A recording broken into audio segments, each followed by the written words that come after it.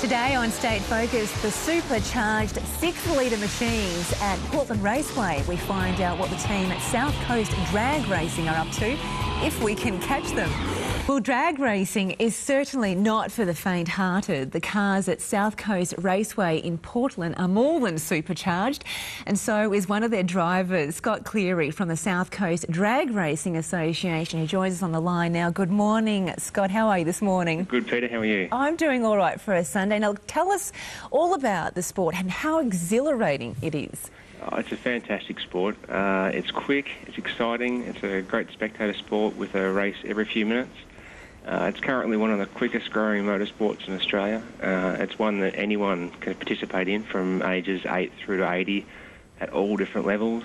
There's junior dragsters for kids, street cars for the entry-level adult, and up to the professional Pro Series Andrew drag racers with their top fuel drag races that accelerate from 0 to 520 kilometres an hour in less than 5 seconds. It sounds painful. Yes, no, it's a great sport.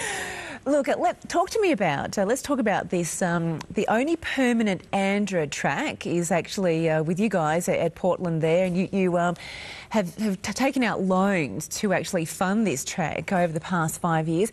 But has it been an effective solution to hooning in Portland, and would you recommend such a track for Warrnambool or folks in Bendigo? Look, we saw a need for a drag racing track in the Portland and Glenelg Shire, and we set out to build one.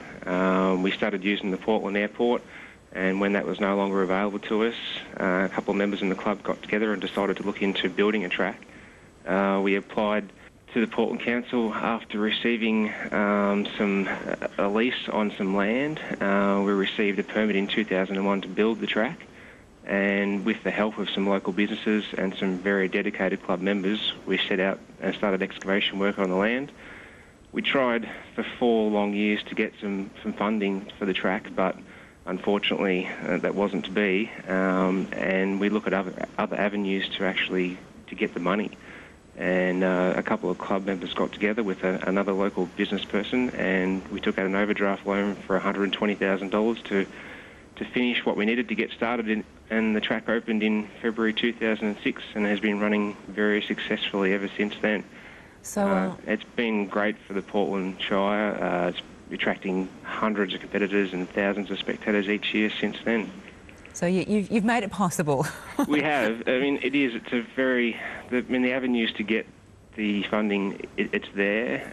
It's possible, but it's really hard, and we find that most of the times, typically, traditional sports receive most of the funding, and it's hard for some motorsports to get the funding that we need to sort of get started with tracks like this. And this is a challenge that Warrnambool's finding out at the moment. It's going to be hard for them as well. It's going to take a lot of time.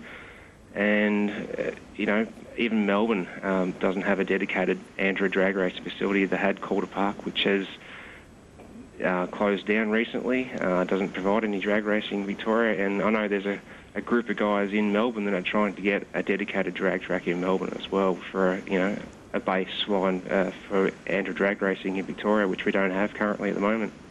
All right, well, that is good news. Just to finish off, you've got to tell me honestly, is the sport much of a chick magnet? Honestly. No, not really, no. All right, well, listen, I appreciate your time this morning. Thanks for joining us. Some great news there for Portland. Take care. Thank you, Vita. You're welcome.